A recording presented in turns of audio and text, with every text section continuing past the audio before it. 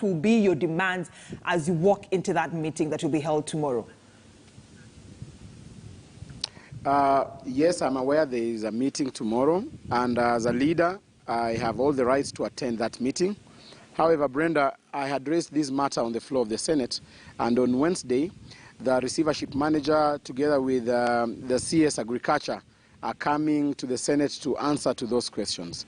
I think the best platform to engage the receivership manager and the Ministry of Agriculture is in the chambers of Senate, and therefore, as a people's representative who was sent to the Senate to represent them, the best platform to bargain is in the Senate and not in hotels. So I have read my standing orders, and the standing orders say that once you call upon a witness or somebody to give light on issues in the Senate, as a person who is going to adjudicate the matter on Wednesday, I'm not supposed again to meet. The process will lack integrity. So I will skip tomorrow's meeting, but adjudicate the matter in the Senate on Wednesday morning when the CS Agriculture will be appearing before the Committee of Agriculture and before other members. However, Brenda, it must be emphasized that as leaders, we are keen to ensure that Mumias Sugar is revived. But we must be very keen not to take a misstep. We must not repeat the mistakes we did 15 years ago, 20 years ago when Mumias was in operation. You remember what made Mumias fall was that there was this unpopular thing called DR, debit. A farmer plants sugarcane, waits for 2 years, and then when he supplies sugarcane to Mumias, Mumias says that it is Mumias which owes. It is the farmer who owes the factory. That's a tradition we want not to repeat. We want to have minimum returns so that we cushion our farmers, so that our farmers are assured that once they plant cane, once they get into the business of planting cane, they are assured of minimum returns. And I want to call upon my fellow leaders not to politicize this matter. We are dealing with a very sensitive matter, a matter that is anchored on helping our people. Mumias Sugar is the backbone of the economy of our community, and we're just calling upon our leaders not to politicize. As we are speaking right now, we have the Tanga leaders led by Washiali, Khalwale, and Rashid Mohammed planning demonstrations against Musalia Mudavadi and myself in Mumias. So purely it has turned into a political battle. They want to blame it on Musalia so that Musalia does not have influence over the Luyas. And I think we are now looking at this thing from a very narrow perspective. I would like to call upon leaders, and my young leader, I would want to call upon my colleagues. Come on, let us rise to the... let us discuss issues of kickbacks. And the investor himself was on record saying that he has not been approached by any politician. Why are you wanting to propagate that so that we can vie away from the main agenda that we are raising? As we are pushing for the cushioning of the farmer. Allow me to cut you short. Cushioning of the workers. All right, allow me to cut you short, Honorable Malala. With all due respect, the names you've mentioned, there are people who are not in this interview to defend themselves. Kindly substantiate your statement that there are plans to hold demonstrations, and these demonstrations are being held against you and the NC party leader, Musalia Mudavadi. They have already started them. If you have a correspondent in Kakamega or Mumias, you will be told that they are there planning demonstrations, paying you 300 shillings to attend the demonstration. And we are saying this is a shame. Let us discuss issues. I have raised issues of cushioning the farmers. What are they raising as a counter offer? Let us discuss issues. Let us not discuss personalities in this narrative, Brenda. All right. I have raised issues of cushioning the farmer, issues of cushioning the employers who had been employed and laid off during the fall of Mumias Sugar. Those are the issues that I want us to raise and discuss. Let us not discuss personalities. All right. So right now, you and, the NC party leaders, your party leader, Musalia Mudavadi, are calling for a transparent process, and he's on record saying that the taxation structure in the sugar industry must be reviewed to ensure the sector is attractive to both the investors and growers. And when you're talking about a transparent process, kindly explain to us what you mean by a transparent process and the demands that you want the receiver, who's KCB, to meet before they give this chance to the person who will be taking over the lease process in terms of reviving this sugar company? Brenda, the transparency we are calling for is, one, the transparency in the bidding process. As you know, the bidding process was not advertised. We want to have a process whereby the bidding of taking over Mumias Sugar is advertised, and according to the receivership manager, he has claimed we had 8 bidders. We want also to know those other bidders, what was their offer, because we have been told that there was other bidders who are giving out a better offer, but only because they are not connected. That is why they were denied that opportunity. So what we want is, we just want transparency. Let them bring the documents, who bidded, when did they bid, when did the evaluation, when was the evaluation done, and when was the offer awarded. And once we get those facts, as we have no problem. Second, in the leasing agreement, we want to ensure that the farmer is cushioned. That is our minimum demand on the investor, that let us cushion the farmer. Let us ensure that the farmer is cushioned. Let us ensure that the farmer is well facilitated without being oppressed. All right. Those are our minimum demands. And we are not saying that we are opposing. In fact, we want Mumias Sugar to be revived. All right. And your party leader is on record saying that, this whole process must be above board because the leadership of the Western region don't want opportunities to actually perpetuate the asset stripping. Who are some of these people that you're somehow smelling a rat about when it comes to taking over the leadership of Mumias Sugar Company?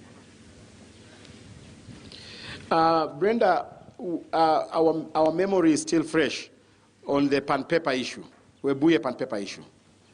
Remember, Webuye pan paper issue came in the same format and in the same demeanor. And when pan paper was taken over, we have now lost. Pan paper was sold at a very low price with all their assets. All we are asking for, before we hand over the assets to the investor, we want to do a valuation. We want to know what is the value of Mumias Sugar. Are we giving out the 9,000 acres? What is the value of that land? Are we giving out the schools? Are we giving out the houses, the godowns, and the buildings Mumias Sugar own up to Mombasa, Nairobi, Malaba? It is good so that it's transparent. Second, we want to know how long is this lease. Remember, we might be down right now as a generation. We might be needing the help of an investor right now. But our great-grandchildren might not need the help of any investor. And therefore, it is important and incumbent upon the leadership that we are right now to ensure that we have a date when the investor will be compelled to return this sugar mill to our grandchildren. All right. So if it is 50 years, let us know in 2072, when we shall all not be there, our grandchildren will have an opportunity to know that now the lease has expired. They can now take over and run their own factory the way they want, because by then they will have capacity to run their own factory. But then now, so what is the way forward, Honorable Malala? Because so far the latest information that we have, it is that the billionaire Narendra Raval, who was planning to pump billions of shillings into that sugar company, has actually withdrawn his bid. And this is at the expense of sugar farmers who are saying that ni kama viongozi wetu wamesahau masilahi yetu. It is our responsibility. We cannot think from a layman point of view. We must be critical on everything. That is why we are leaders. That is why we are elected. That is why I sit in the Senate. That is why my party leader is the leader of our community. We must think on behalf of our people. And you see, somebody says he wants to come and invest 5 billion to pay a debt of 594 million. Why don't he just pay that debt in full so that we release KCB? KCB has got a debt of 594 million. Why don't that investor pay the entire debt of KCB so that KCB is out of this picture, so that we just now deal with the investor as an investor directly as Western region leaders. But the issue of saying you're investing 5 billion to pay a debt of 594 million, it is questionable. It's actually 545 million and not 595 million. Yes. Yes, 545 million. Yes. So why don't we take the 545 million from the 5 billion he's coming with, so that we clear the bank is gone, and then we remain with the guy? So right. why is KCB remaining in the picture, yet we have money to pay KCB? So we want this, we are providing an opportunity for us to be indebted to a bank for 50 years. We shall not accept that. So second, we have other creditors. Just a moment. We have other creditors. We have not been told how those other creditors are going to be dealt with. We have EcoBank, we have Protaco, we have other lenders who gave services to Mumias Sugar. So it means immediately after this this investor takes over, those other creditors will still go to the court and stop this process. So this will be an exercise in futility. Why don't we discuss these issues in broad daylight, have transparency, so that we answer these hard questions, so that by the time we start moving forward, we are clear and we are leading our people to a destiny that is very clear. And that is the message of my party leader, Musalia Mudavadi, and that is what we believe in, and that is what we are supporting.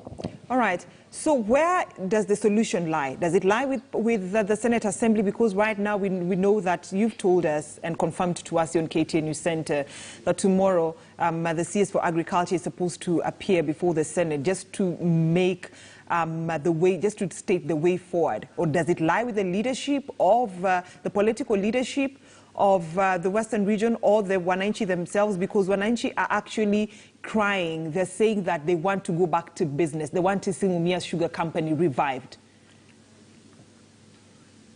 I think the person who is letting us down is the government. And I want to call upon President Uhuru Kenyatta to listen to us and to listen to the cries of the Luhya people. We have seen him invest in our neighbors more than 200 billion shillings worth of projects 2 weeks ago. Why don't he just come to Mumias, give us 10, 15 billion shillings, sort out this mess, waive the KRA, because KRA is a government entity. Let KRA waive its demands from Mumias Sugar. KPLC is a government entity. Let Uhuru Kenyatta talk to KPLC to waive the bills of Mumias Sugar. KCB is a government bank. Let government come in and help our people. The way they help the coffee farmers in Central Province, the way they help the tea growing farmers in Rift Valley, let them come to Luhya Nation and help our people. That is our cry. So I call upon the leadership of this country to come in and help us, because we as citizens, we pay taxes. All right. But then, Honorable Malala, with all due respect, the government has pumped in billions of shillings into that sugar company, and little has been achieved. Right now, I believe the leadership of, the Western region do not even know the amount of money that the current leadership of Mumias Sugar Company has made from the sale of ethanol. And those are the issues we are asking for transparency. 2 years ago, the receivership manager came in. He has been transacting with ethanol. He has not told us how much he has made so far, so that we reduce from the debt, because this debt is not reducing. We want that information to come out clear, so that our people understand. And I want to ask our people to be patient with us. We are representing them. We are fronting issues. Our opponents are fronting political narratives that this person has been bought, this person has been compromised. Why don't we handle issues the way I am raising issues? Why don't we sit on the table as leaders, discuss, dissect, interrogate this matter deeply, in depth, so that we can come up with an amicable solution? All right. So, but if this process will be clouded with politics, then I'm sorry, we are just putting our people in a dungeon of poverty. All right. But then you do agree with me, Honorable Malala, just from the statement I've given you. So you don't even know how much money has been made from ethanol. You agree with me also that the government has pumped in billions of shillings into the sugar company, and yet there's little that has been shown, in terms of achievement, in terms of reviving this sugar company. So don't you think privatization is the only way to go in terms of reviving this sugar company? We are not opposed to that.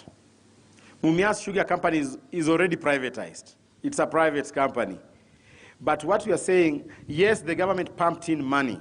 But remind yourself also, Brenda, that government is the biggest shareholder of Mumias Sugar Company. So it is its responsibility when it pumps money to Mumias Sugar Company. It should ensure that that money is used and appropriated in a good way so that the factory can revive. Let us not lose hope with Mumias Sugar Company. Kindly, President Uhuru Kenyatta, we are grappling about Mumias Sugar Company. Your silence is too loud. All right. We need to hear your voice, President Uhuru Kenyatta, on this matter. All right. And why do you think that there is a bit of some reluctancy? Because 6 months ago, this is a question I posed to my earlier guest when we were talking about Mumias Sugar Company. 6 months ago, the national government had talked about selling some of its shares so as to allow, sugar companies within the counties to be run by the county governments. Why do you think this has taken long, and why do you think also the government has not fully implemented the Sugar Task Force report? First of all, that narrative of the government selling its shares to the county government is a lost narrative. How do you sell shares when the company is under receivership? Technically speaking, legally speaking, that is impossible. So that was just a narrative to please the masses by then. That is why I'm telling our people they must trust us, because we are thinking and dissecting this matter critically, legally, and we are using all the instruments that are supposed to be used in making this transaction successful. And therefore, that narrative that the national government wants to sell its shares to the county government, it's a false narrative. It's a narrative that cannot help us right now. Mm-hmm. So we are saying that we want Mumias Sugar Company to be revived, and transparency is key. Let KCB tell us. We have not seen them publishing their financial statement of 2020, 2021, and 2021-2022. We want those financial statements to be published so that we know how much they have collected so far from Mumias Sugar Company. Are you talking in terms of even probably the repayment that has been done to KCB after the sale of ethanol? That is something also the leadership doesn't know about? Yes, that is what I'm saying. We are in the dark. The transaction is being done between the receivership manager and the investor. The leaders have not been consulted. I have never been called as the Senator for Kakamega to be briefed on the takeover of Mumias Sugar Company. All leaders, MPs, the area MP has not been called.